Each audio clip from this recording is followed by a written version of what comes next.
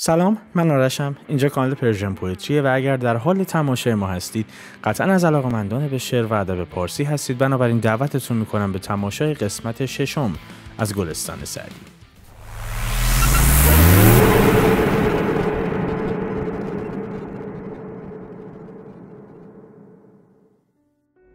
5 حکایت قبلی از گلستان سعدی رو هم با هم خوندیم، تحلیلش کردیم. اگر مشاهده نکردید لینک پلیلیستش رو این بالا میذارم، در دسترستون باشه، حتما مشاهده بفرمایید. لذت میبرید و بهتر به این نتیجه میرسید که سعدی چقدر جامعه شناس باهوش و تیزبینی بود. و اما حکایت 6. این حکایت به گوش خیلیامون آشناست و خیلیامون باهاش همزاد پنداری میکنیم و عملاً خیلی منتظر بودم تا به امروز برسیم و این حکایت رو با هم دیگه بخونیم، چون سعدی موضوعی رو بررسی کرده در این حکایت که شاید ما خیلی ساده نتونیم راجع بهش صحبت بکنیم، اما سعدی با اون کلام شیوا و فصیحش بسیار زیبا به این موضوع پرداخته و عواقبش رو سنجیده و جایی که لازم بوده هشدار داده و امیدوارم که این حکایت به گوش اونهایی که باید برسه. حکایت در رابطه با یک حاکم ظالمه. در حکایت 6 از گلستان سعدی میگه یکی را از ملوک عجم حکایت کنند که دست تطاول به مال رعیت دراز کرده بود و جور و اذیت آغاز کرده. عجم به معنی غیر عرب هست. به ایرانی‌ها میگفتن عجم. میگه یه حکایت و داستانی نقل شده از یکی از پادشاهان ایرانی که دست تطاول به مال رعیت دراز کرده بود. تطاول به معنای دست درازی هست. رعیت هم در معنای لغوی به معنای شخص یا گروهی از اشخاص هستند که فرمانبردار و مطیع یک نفر هستند. خب اون موقع ارباب رعیتی بود دیگه، این مردم همه رعیت بودند و پادشاه ارباب بود، که البته الان هم خیلی دست کمی از اون ماجرا نداریم. ما بگذاریم. خلاصه این که جور و اذیت داشت میکرد. شروع کرده بود به ظلم و ستم کردن به زیر دستانش و دست درازی میکرد در اموال اونها، تا به جایی که خلق از مکاید ظلمش به جهان برفتند و از کربت جورش راه غربت گرفتند. مکاید که عرض کردم میشه حیله ها. میگه تا جای این ظلم و ستم و دست درازی در اموال زیر دستانش ادامه پیدا کرده بود که دیگه کارت به استخون مردم رسیده بود، دیگه شاکی شده بودند و از این حیله ها و ظلم هایی که این پادشاه میکرد به اینها شروع کردن به مهاجرت. چقدر آشناس این قصه. از کربت جورش راه غربت گرفتند. کربت به معنای اندوه هست، بنابراین کربت جور یعنی اندوهی که حاصل از ظلمیه که پادشاه به اینها کرده. راه غربت گرفتن، شروع کردن از وطن رفتن بیرون. عرض کردم همه همزاد پنداری میکنید باش. چون رعیت کم شد ارتفاع ولایت نقصان پذیرفت و خزینه تهی ماند. میگه چون این مردم شروع کردن یواش یواش از وطنشون رفتن، ارتفاع ولایت نقصان پذیرفت. نقصان یعنی کاهش، کاستی. این ارتفاع ولایت هم یعنی عواید مملکتی. خب از اونجایی که مردم و رعیت رفتن کارشون چی بوده؟ کشاورزی بوده، نونی در می آوردن که نصف این نون رو هم پادشاه ازشون میگرفت، دست میکرد تو زندگی اینا و برمی داشت. و از طرفی هم خب مالیات میدادن. به هر حال هرچی جمعیت کمتر میشد عواید مملکتی، مبالغی که می اومد در خزانه پادشاهی کم میشد دیگه. این اتفاق هم افتاده، اینقدر گذاشته بودن رفته بودن که ارتفاع ولایت نقصان پذیرفته بود، یعنی عواید مملکت کم شده بود، خزانه پادشاهی هم خالی مانده بود و دشمنان زور آوردن. ممالک اطراف که دیدن این پادشاه داره ضعیف میشه، خزانش هم خالی مونده، شروع کردن که بیان سلطنت این رو ازش بگیرن. و به نکته خیلی مهمی اشاره میکنه. میگه هر که فریاد رس روز مصیبت خواهد، گو در ایام سلامت به جوانمردی کوش. بنده حلقه به گوش ار ننوازی برود. لطف کن لطف که بیگانه شود حلقه به گوش. فریاد رس روز مصیبت، میگه هر کسی میخواد یه روزی که دچار مصیبت میشه، دچار نقصان میشه، دچار خسارت و خسران میشه، میخواد که مردم بیان و کمکش بکنن، یه فریاد رسی پیدا بکنه، یکی که بیاد بهش لطفی بکنه و از این وضعیت خارجش بکنه. هر کی که این رو میخواد بهش بگید گو در ایام سلامت به جوانمردی کوش. اون موقعی که مشکل نداری، اون موقعی که دارا هستی، اون موقعی که زورت میرسه، دستت به دهنت میرسه، جوانمرد باش، بخشنده باش، کرم داشته باش، لطف کن به بقیه. طوری به بقیه محبت بکن که بقیه دلشون بخواد بهت نزدیک بشن. بنده حلقه به گوش ار ننوازی برود.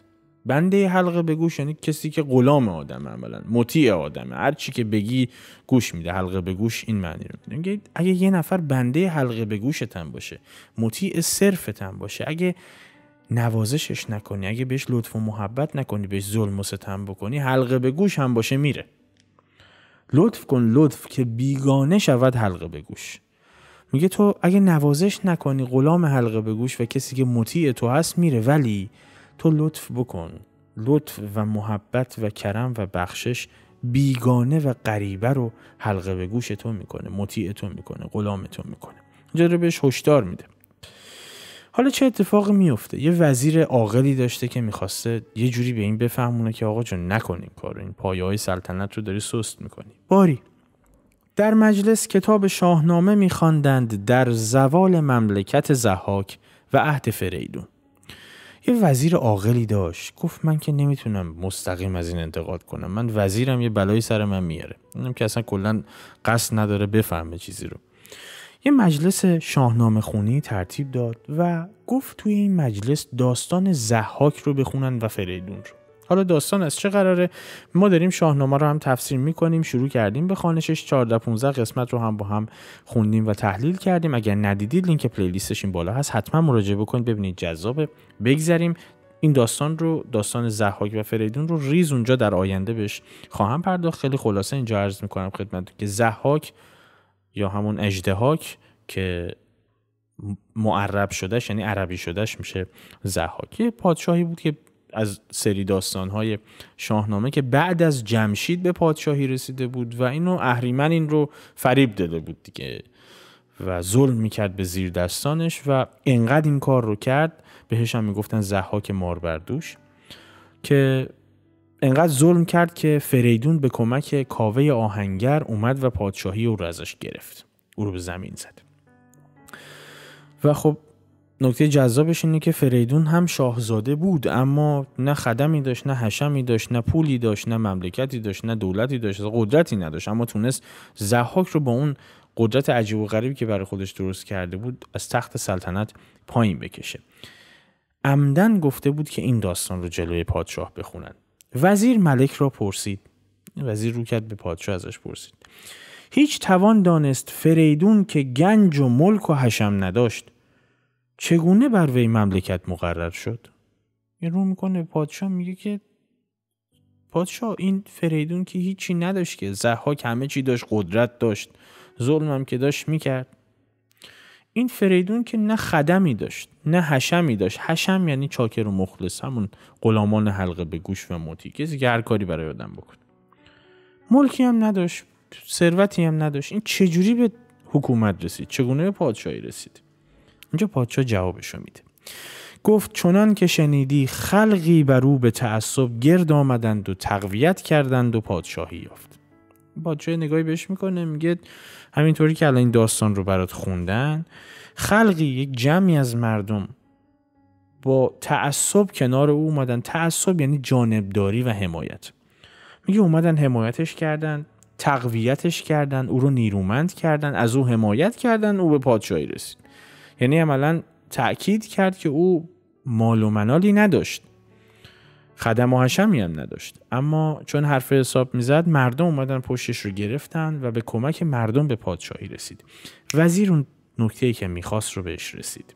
پس گفت ای ملک، چون گرد آمدن خلقی موجب پادشاهی است، تو مر خلق را پریشان برای چه میکنی؟ یه نگاهی کرد به پادشاه، گفت اگه پس گرد آمدن و حمایت مردم باعث به پادشاهی رسیدن و پادشاه موندنه، تو برای چی خلق رو اذیت میکنی؟ تو مر خلق را پریشان از برای چه میکنی؟ خب مگه نباید پادشاه همین مردم باشی؟ مگه همین مردم نباید تو رو در پادشاهی نگه دارن؟ خب چرا باشون این کارو میکنی که پریشون بشن؟ مگر سر پادشاهی کردن نداری؟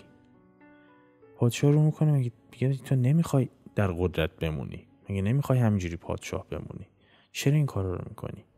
همان به که لشکر به جان پروری، که سلطان به لشکر کند سروری. نکته مهمی رو اشاره میکنه. رو میکنه پادشاه، میگه ببین بهتر اینه که تو این لشکر که مردمانت هستن، کسانی که اگر جنگ هم بشه باید بیان لشکری ترتیب بدن که برای تو بجنگن، به جان پروری. اینا رو از جون و دل بهشون محبت بکنی، کرم به خرج بدی، بخشش به خرج بدی، تواضع داشته باشی، عادل باشی، که اینها رو حمایت بکنی و اینها دلشون بخواد که هر کاری رو برای تو بکنن، حاضر باشن اگر یه روزی خواست جنگی بشه بیان و جونشون رو فدای تو بکنن. چون ذکر کرده بود که به خاطر ظلم و ستمی که این پادشاه داشت به مردم میکرد، مردم شروع کرده بودن به مهاجرت کردن و خب یواش یواش خلوت شده بود اون ملک و اون پادشاهی و عواید مملکتی هم کم شده بود، خزانه خالی شده بود. یواش یواش کشورهای اطراف میخواستن یورش ببرن به پادشاه و خب نیاز به نیرو داشت دیگه. وزیر خطر رو حس کرده بود، برای همین برمیگره پادشاه میگه ببین تو باید به مردم رسیدگی بکنی. چرا؟ که سلطان به لشکر کند سروری. ها میگه پادشاه تا زمانی میتونه پادشاه باشه که یک لشکر مطیع خودش داشته باشه که حاضر باشن جونش رو فداش بکنن. این گونه میتونه سروری بکنه. اینا رو نداشته باشی پادشاهی تعطیله ها. پادشاه این سخنان وزیرش رو میشنوه، یه مقداری احساس خطر میکنه. ملک گفت، یعنی پادشاه گفت، ببخشید من همه کلمات رو معنی میکنم یا فارسی روان هم دخیل میکنم درش، میدونم بسیارش نیاز به تحلیل و تفسیر نداره، اما همونطور که عرض کردم بارها 30% از مخاطبان مجموعه پرژن پوئتری انگلیسی زبان هستند و با زیرنویس ما رو دنبال میکنن که این مایه افتخار بنده هست. به همین جهت برای اینکه مترجم بتونه ذیل صحبت‌های من همه رو ترجمه بکنه و یک بار هم متن رو بنویسه، مجبورم متن رو بخونم و حتی اگه کلمات خیلی ساده هم هستن یک بار با فارسی روان تکرارشون کنم که مترجم فرصت پیدا بکنه اون زیر ترجمه کنه. ببخشید من رو عذرخواهی میکنم. ملک گفت موجب گرد آمدن سپاه و رعیت چه باشد؟ این پادشاه نگاهی به وزیرش میکنه، میگه حالا خب الان تو گیری که ما افتادیم به من بگو من چیکار میتونم بکنم که این رعیت، این زیر دستان من دور من جمع بشن و از من حمایت بکنن، که اگه یه وقت جنگی هم رخ داد اینها حاضر باشن جونشون رو فدای من بکنن و از اینها لشکر درست بکنم که بره به جنگه. دیگه وزیر بیرو درواسی تعارف رو میذاره کنار و میگه پادشاه را کرم باید تا بر او رعیت گرد آیند و رحمت تا در پناه دولتش ایمن نشیند و تو را این هر دو نیست. وزیر یه نگاه پادشاه میکنه، میگه آدم حسابی، پادشاه باید کرم داشته باشه، باید بخشش داشته باشه، باید دست دهنده داشته باشه تا رعیت گرد او بیان، تا زیر دستانش جذب او بشن، و باید رحمت داشته باشه، باید بخشش داشته باشه که اگر هم اتفاقی افتاد دیگه از جنگ نترسه، در پناه دولتش ایمن بشینه روی تخت پادشاهی، چون دیگه میدونه مردم رو داره و از اون طرف این مردم حاضرند به خاطر اینکه او پادشاه عادلی بوده، کرم و بخشش داشته نسبت به اونها، رحمت داشته نسبت به اونها، مهربان بوده و اگر حادثه ای هم پیش می اومده میبخشیده، مردم هم جونشو براش فدا میکنه. میگه در این صورت میتونی در پناه دولتت ایمن بشین رو تخت پادشاهیت، مطمئن باشی جنگی هم بشه نیازی نیست بترسی، چون قبلا ذکر کرده بود که همین مردم، چون این پادشاه دستش رو کرده بود تو جیب مردم و بهشون ظلم میکرد، یواش یواش رفته بودن دیگه، همه مهاجرت کرده بودن، وطن خالی مانده بود و کسی هم حاضر نبود بیاد تو لشکر. این احساس خطر کرده بود دیگه. میگه باید این کارو بکنی، اینجوری میتونی ایمن سر جات بشینی و تو را این هر دو نیست. تو هیچ کدومش رو نداری، نه رحم داری به این بندگان خدا، نه کرم و بخشش داری، دستت تا آرنج تو جیب مردمه. نکند جور پیش سلطانی، که نیاید ز گرگ چوپانی. استثنائیه. میگه کسی که جور پیش است، کسی که اهل ستمه، کسی که ظالمه نمیتونه سلطانی بکنه، نمیتونه پادشاهی بکنم تموم میشه، مقطعیه. که نیاید ز گرگ چوپانی، تو نمیتونی گرگ رو بذاری سر گله که اینها رو چوپانی بکنه، گرگ اون گله رو میدره، کاری که یک حاکم ظالم با مردمش میکنه. پادشاهی که طرح ظلم افکند، پای دیوار ملک خیش بکند. طرح ظلم افکندن یعنی در حقیقت بنیان ظلم رو بنا کردن. 4 ستون ظلم رو محکم کردن. میگه پادشاهی که طرح ظلم افکن، پادشاهی که اینور داره آجر رو آجر ظلم و ستم میچینه، از اون ور داره آجر از روی آجر تخت سلطنتش بر میداره. پای دیوار ملک خیش بکند. تو از این ور داری ظلم میکنی، از اون ور پایه های تخت پادشاهی لرزان خواهد شد. قاعدتا دیگه رو درواسی رو گذاشته بود کنار. به این ترتیب داشت به پادشاه هشدار میداد و عرض کردم این پادشاه اساساً نفهم بود، قرار نبود چیز رو بفهمه. بنابراین ملک را پند وزیر ناصح موافق طبع نیامد.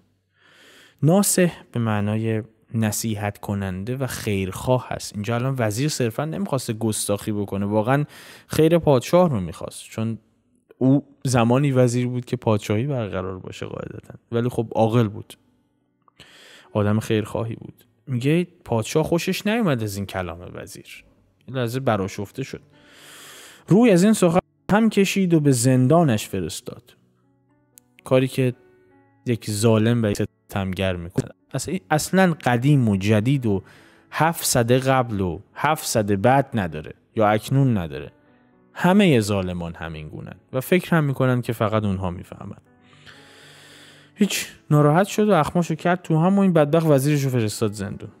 بسی بر نیامد که بنی امش به منازعت برخواستند و ملک پدر خواستند. بنی ام یعنی پسر عموهاش.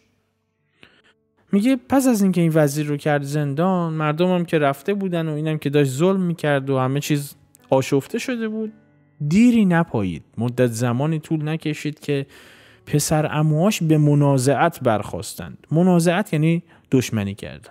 شروع کردن دشمنی کردن و ملک پدر را خواستن.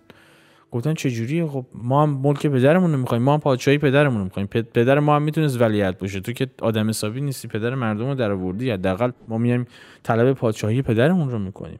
قومی که از دست تطاول او به جان آمده بودند و پریشان شده، بر ایشان گرد آمدند و تقویت کردند تا ملک از تصرف این به در رفت و بر آنان مقرر شد.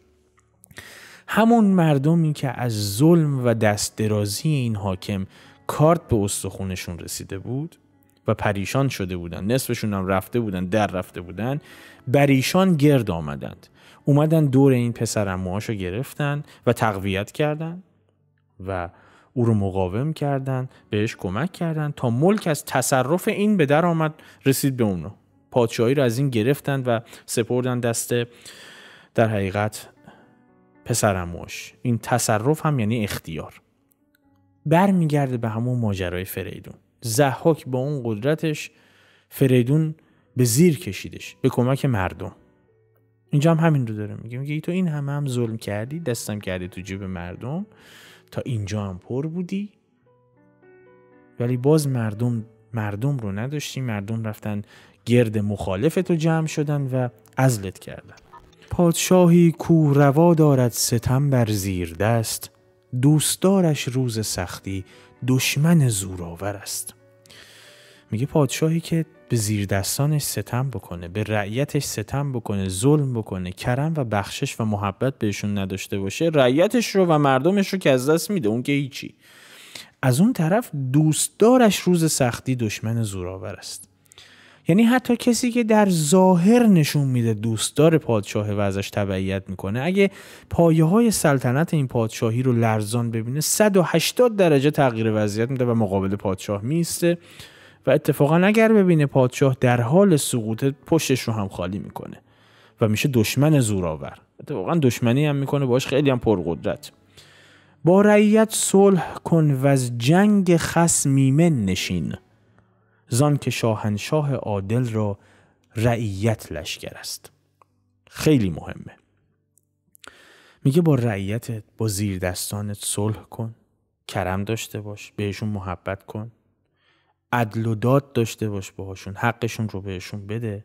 اگر این کار رو بکنی میتونی از جنگ خصم ایمن بشینی، میتونی دیگه نگران جنگ نباشی. حتی اگر دشمنی هم داشته باشی، از جنگ با دشمنانت پروا نداری که، نمیترسی. چرا؟ زان که شاهنشاه عادل را رعیت لشکر است. چون اگه پادشاهی عادل باشه، همین رعیت در روز جنگ جونشون رو هم فدا میکنن براش و میرن براش میجنگن. نیازی نیست پایه های سلطنتش رو لرزان ببینه که. و دقیقاً همینجاست که برجسته ترین استراتژیست های معاصر در عرصه حکمرانی فریادشون بلنده که سرمایه اجتماعی برای یک مملکت کاری میکنه که 100 تا بمب اتم نمیکنه. و از تشابه این حکایت با جهانی که امروز درش زیست میکنیم من و شما و علل خصوص فارسی صحبت میکنیم، همین بس که الان همتون دارید به این موضوع فکر میکنید که چرا این کلام سعدی در گوش اونهایی که باید فرو بره فرو نمیره، چرا چشم اونهایی که باید این خطرات رو ببینن و عواقبش رو هم که سنجیده سعدی راجبه صحبت کرد رو متوجه بشن چرا نمیشن و چرا گوششون این هشدار رو حس نمیکنه. ادامش نمیدم، سعی میکنم گزیده صحبت بکنم چون گزیده تأثیر گذارتره. تو پست بعدی ببینمتون. به سلامت.